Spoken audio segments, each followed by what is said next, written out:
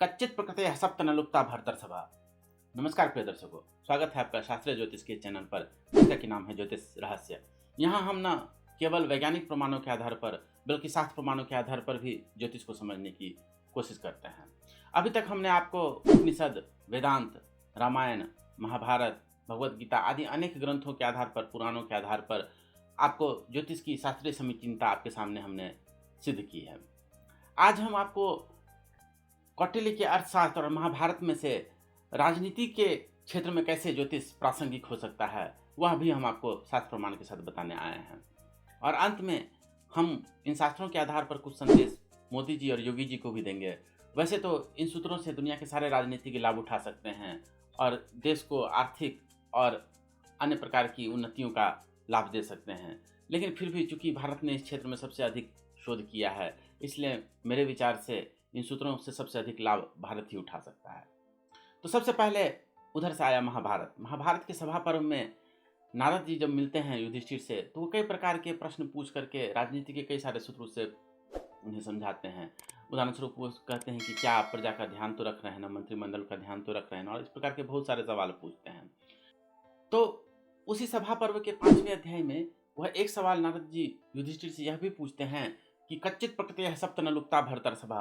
अरे भरत श्रेष्ठ, युधिष्ठिर, क्या आपके जो 7 प्रकृतियां हैं, आपके राज्य की जो 7 प्रकृतियां हैं, जो 7 विशेष प्रकार के अध्यक्ष हैं, वह पड़ोसी राजा से, शत्रु राजा से जाकर के मिल तो नहीं गए हैं? तो ये 7 प्रकार के अध्यक्ष कौन है? बलाध्यक्ष, दुर्गाध्यक्ष आदि बहुत सारे अध्यक्ष कहे गए हैं। तो उसमें 7वां जो अध्यक्ष है वह कौन होता है? राज ज्योतिषी होता है। जी हाँ, ज्योतिषी का एक मंत्रिमंडल में अध्यक्षों में एक बहुत विशिष्ट स्थान हुआ करता था। शांति पर्व के 59वें अध्याय में तो यह तक कह दिया गया है कि जब राजा पृथु जब राजा बने तो महर्षि भगवान गर्गस्तस्य संवत्सरो अभवत्, अर्थात कि गर्गाचार्य को उन्होंने जो है अपना राज ज्योतिषी बनाया। यह महाभारत में स्पष्ट शब्दों में लिखा हुआ है। तो यहाँ पे 7 शब्दों में नारद जी कहते हैं कि 7 जो मंत्रिमंडल में जो 7 जो विशेष प्रकार के अध्यक्ष होते हैं, उनमें से एक ज्योतिषी का भी बहुत विशेष स्थान होना चाहिए। यहाँ पे वो एक ये नहीं कहते हैं कि जो ज्योतिषी आके कह दे बस वो चुपचाप मान लीजिए, नहीं, वो ये कह रहे हैं कि 7 जो अध्यक्ष होते हैं उसमें से एक स्थान ज्योतिषी का है।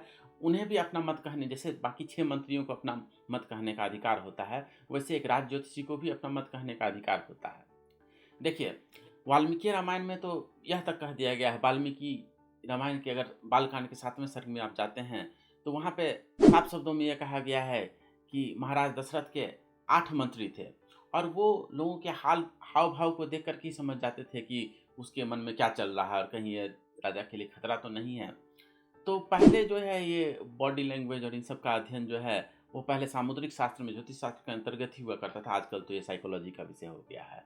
तो मंत्रिमंडल में एक व्यक्ति जो है ज्योतिष का भी विद्वान होना बहुत जरूरी है। उसकी बातों को जो है मंत्री आंख बंद करके विश्वास कर ले, ऐसी बात नहीं है। देश का प्रधानमंत्री जो है आंख बंद करके किसी की बात पर भरोसा कर ले, ऐसी बात नहीं है। 7 में से जो है एक स्थान जो है ज्योतिषी का भी होना बहुत आवश्यक है। वो आप कहेंगे कि क्या ज्योतिषी राजनीति में किस प्रकार से सहयोग कर सकता है? यह भी बात महाभारत में कहा गया है। आगे जाकर के जब शांति पर्व में भीष्म समझाते हैं युधिष्ठिर को, तो उसके 102वें शांति पर्व के 102वें अध्याय में जाकर के आप पढ़ेंगे तो आप हैरान रह जाएंगे। वहाँ पे यह 7 शब्दों में कहा गया है कि जो समझदार व्यक्ति होते हैं वो दैव, उत्पात आदि को जो है पहले ही देख लेते हैं और उसके हिसाब से उसका कुछ उपाय भी कर लेते हैं। तो ज्योतिष शास्त्र में जो है कई प्रकार के उत्पात की बातें कही गई हैं कि समाज में किसी प्रकार की क्रांति तो नहीं हो सकती है, समाज में कहीं सैन्य बल को किसी प्रकार की क्षति तो नहीं हो सकती है, कोई आतंकी हमला तो नहीं हो सकता है बाहर से, कहीं जो है शत्रु पे जो है आक्रमण तो नहीं कर सकता है या किसी प्रकार से क्षति तो नहीं पहुंचा सकता है। यह बात शांति पर्व में भी कही गई है और ज्योतिष शास्त्र में भी जो है इसका बहुत विस्तार से बृहद संहिता आदि ग्रंथों में इसका वर्णन आया हुआ है। तो ज्योतिष इस क्षेत्र में बहुत मदद कर सकता है राजनीति के क्षेत्र में। कैसे? क्योंकि ज्योतिष अगर यह प्रिडिक्ट कर दे तो इससे बजट के निर्धारण में बहुत सहयोग मिल जाता है। देखिए क्या होता है, जैसे आप सप्लाई चेन मैनेजमेंट आदि में पढ़ते होंगे कि अगर आपूर्ति कम है और डिमांड बहुत ज़्यादा है, मांग बहुत ज़्यादा है, तो इसको टेक्निकल टर्म में कहते हैं स्टारवेशन। लोगों को कई बार वो सामान मिल नहीं पाता है। उसी तरह से वो क्या कहते हैं, अगर आपूर्ति जो है बहुत ज़्यादा हो जाए और डिमांड कम हो तो वो भी ठीक नहीं होता है। तो ज्योतिष शास्त्र ये बता सकता है कि इस बार जो है सैन्य बल की अधिक आवश्यकता पड़ेगी, तो इसलिए जो है डिफेंस के लिए जो है ज़्यादा बजट जारी करना जरूरी है। अथवा इस बार जो है उतने बजट की आवश्यकता नहीं है, तो थोड़ा सा मॉडरेट बजट रखा जा सकता है। तो बजट फोरकास्टिंग में ये खास करके डिफेंस के क्षेत्र में यह बहुत मदद कर सकता है ज्योतिष शास्त्र। अच्छा, राजनीति के क्षेत्र में और क्या मदद कर सकता है? तो ज्योतिष शास्त्र यह बता सकता है कि क्या कोई महामारी आने वाली है, तो उसके हिसाब से धन सम आदि का जो है बजट निकाला जा सकता है। उसी तरह से और भी बहुत सारे उपाय किए जा सकते हैं। ज्योतिष शास्त्र यह भी बोल सकता है कि यहाँ पे जो है क्रांति होने वाली है, अथवा जो है राजा के खिलाफ जो है षड्यंत्र आदि हो सकते हैं। अभी आपने चुनाव में जो है अयोध्या का परिणाम देखा, तो ज्योतिष शास्त्र यह भी बता सकता है कि क्या यहाँ की जो प्रजा जो है राजा से संतुष्ट है कि नहीं। अगर नहीं है तो राजा को उस क्षेत्र में जो है, या मंत्री कह लीजिए या वहाँ के जो भी जो है मुख्यमंत्री कह लीजिए, जो भी कह लीजिए, वो जो है क्या उस क्षेत्र में जो है कुछ ऐसा कर सकते हैं जिससे कि संतोष बढ़ सके, जिससे कि इस प्रकार की चीज़ें नहीं हो। तो यहाँ पे भी जो है ज्योतिष जो है बहुत प्रकार से राजनीति के क्षेत्र में योगदान दे सकता है। इसीलिए तो जैसा कि मैंने कहा कि गर्गाचार्य जी को राजज्योतिषी बनाया था राजा पृथु ने, महाभारत के शांति पर्व के अनुसार। चलिए इसी बात पर अब हम आपको ले चलते हैं कौटिल्य के अर्थशास्त्र में, और वहाँ बताते हैं, वहाँ से हम आपको प्रमाण के साथ बताते हैं कि वहाँ राजनीति में ज्योतिष किस प्रकार से मदद कर सकता है, उसके क्या सूत्र आए हुए हैं। तो कौटिल्य के अर्थशास्त्र का यह अनुवाद मेरे सामने आप देख रहे होंगे, वाचस्पति गैरोला का किया हुआ अनुवाद है। इसके 6ठे प्रकरण के 10वें अध्याय में अगर आप जाएंगे तो गूढ़ोत्पत्ति, गूढ़ पुरुषोत्पत्ति आदि का प्रकरण वहाँ पे आया हुआ है। वहाँ पे गूढ़ पुरुष मतलब कि जो स्पाई जिसको आप कहते हैं, जासूस जिसको कहते हैं, गुप्तचर जिसको कहते हैं, तो वहाँ पे कहा गया है कि एक वैदेहक नाम का गुप्तचर होता है, वह राजा का गुप्तचर होता है, स्पाई होता है, लेकिन वो बेस बना के रखा रहता है साधारण व्यापारी का।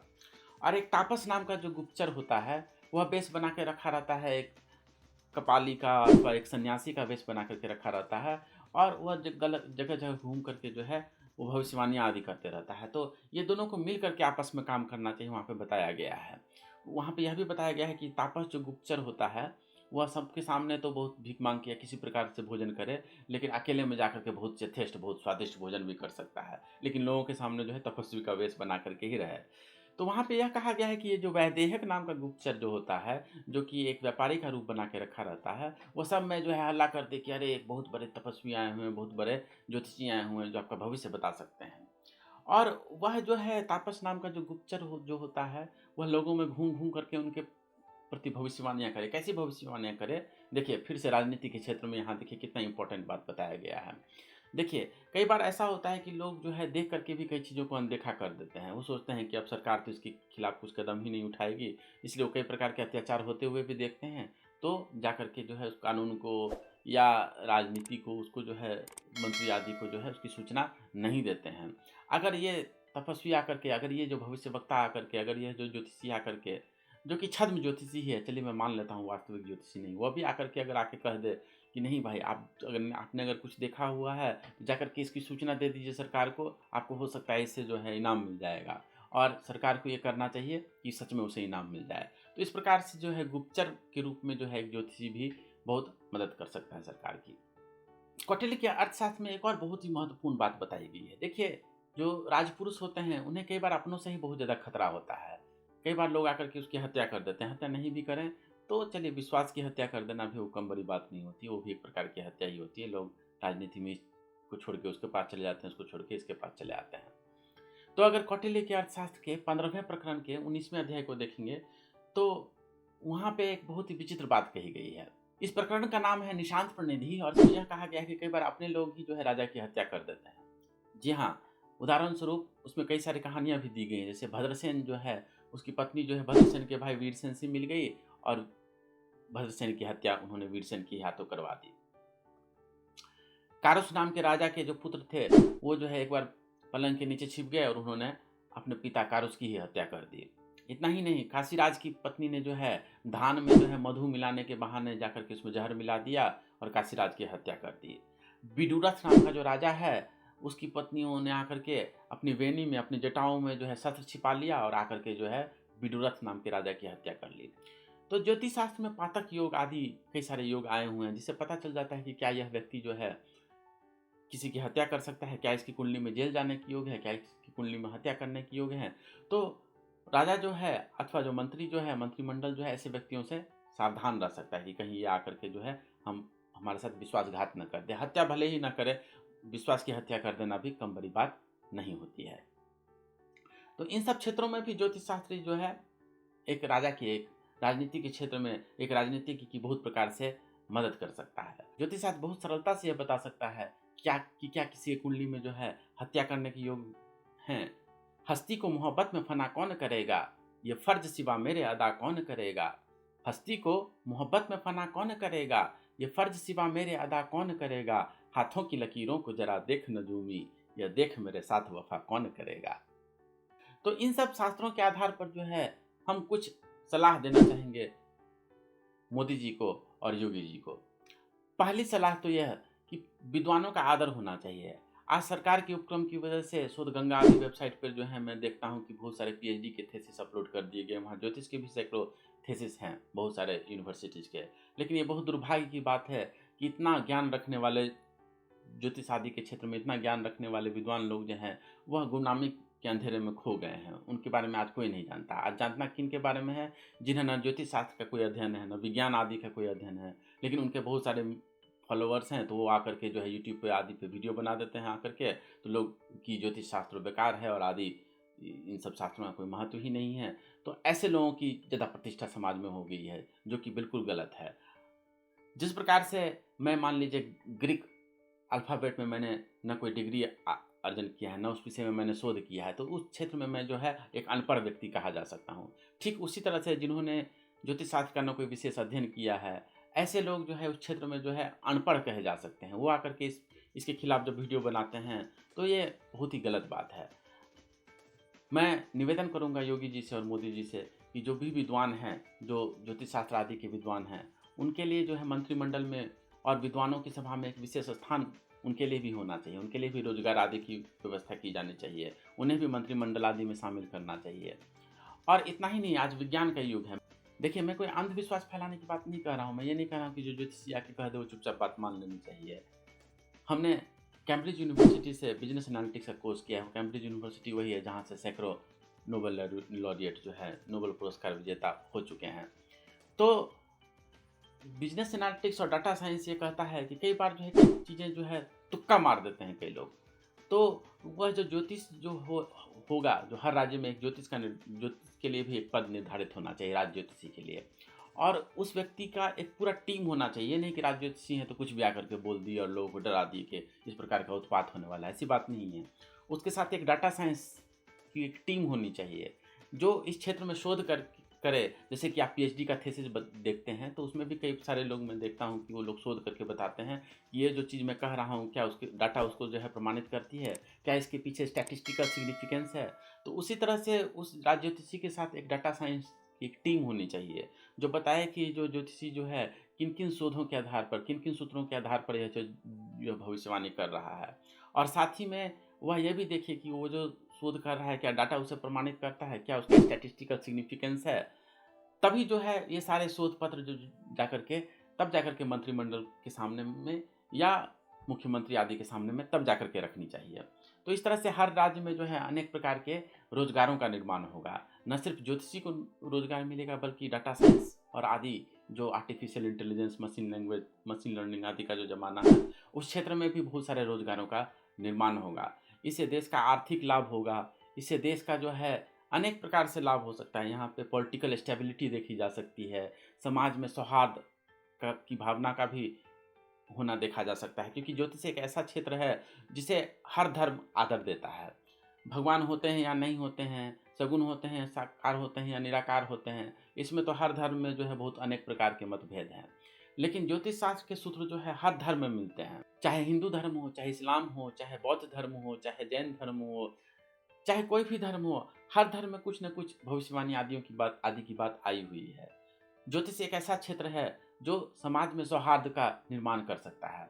बिना ज्योतिष के समाज में किसी प्रकार का कोई सौहार्द नहीं हो सकता। ज्योतिष में ही वो सूत्र छिपे हुए हैं जो समाज को जोड़ करके रख सकता है। बिना ज्योतिष के किसी प्रकार के समाज का निर्माण नहीं हो सकता। जरा आप सोचिए कि समाज में जो है एक व्यक्ति कहे कि दिवाली जो है, चाहे कोई भी जो है किसी भी धर्म का कोई भी त्यौहार है, चाहे ईद हो या कोई भी त्यौहार हो, वो एक आदमी कहे कि मैं जनवरी में मनाऊंगा, दूसरा कहे मैं फरवरी में मनाऊंगा, तीसरा कहे कि इसे मैं नहीं मनाऊंगा, मैं इस समय विश्वास नहीं करता। तो क्या इससे किसी प्रकार के समाज का निर्माण हो सकता है? सामाजिक एकता आ सकती है? नहीं आ सकती है। ज्योतिषी वह सूत्र है जो समाज को एक धागे में पिरो करके रखता है। इसलिए आधुनिक युग में ज्योतिष जो है सामाजिक सौहार्द का निर्माण करने में एक बहुत महत्वपूर्ण किरदार अदा कर सकती है राजनीति के क्षेत्र में। और अंततः मैं यह भी कहना चाहूँगा कि हमने अभी तक अनेक शास्त्रों के प्रमाण के आधार पर, चाहे वेद हो, चाहे उपनिषद हो, चाहे वेदांत हो, चाहे रामायण हो, महाभारत हो, चाहे अग्नि पुराण हो अथवा नारद पुराण हो, कई सारे ग्रंथों के आधार पर ज्योतिष की शास्त्रीय समीचीनता सिद्ध की है। हमारा धर्म कट्टर नहीं है। हमारे धर्म में जो है लोगों को प्रश्न उठाने का अधिकार होता है, लोगों को क्रिटिसाइज करने का अधिकार होता है।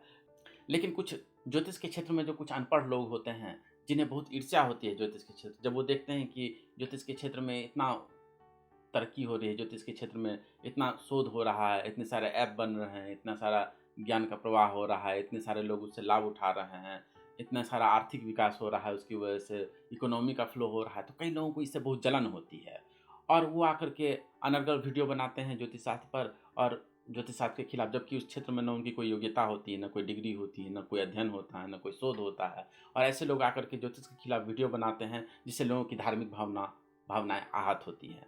तो मैं सरकार से यह भी निवेदन करूंगा कि ऐसे लोगों के खिलाफ एक दंड का भी प्रावधान होना चाहिए। बिना किसी शोध के, बिना किसी डिग्री के अथवा बिना किसी बैकग्राउंड के जो इस विषय में ज्योतिष के खिलाफ वीडियो बनाए, उन पे वही कार्यवाही होना चाहिए जो किसी की धार्मिक भावनाओं को आहत करने वाले के साथ किया जाता है। प्रिय दर्शकों, आपसे निवेदन है कि अगर आपको यह वीडियो पसंद आई हो तो इसे ज़रूर लाइक करें और अधिक से अधिक इसे साझा करें ताकि हमारा यह संदेश जो है मोदी जी तक और योगी जी तक पहुंच सके।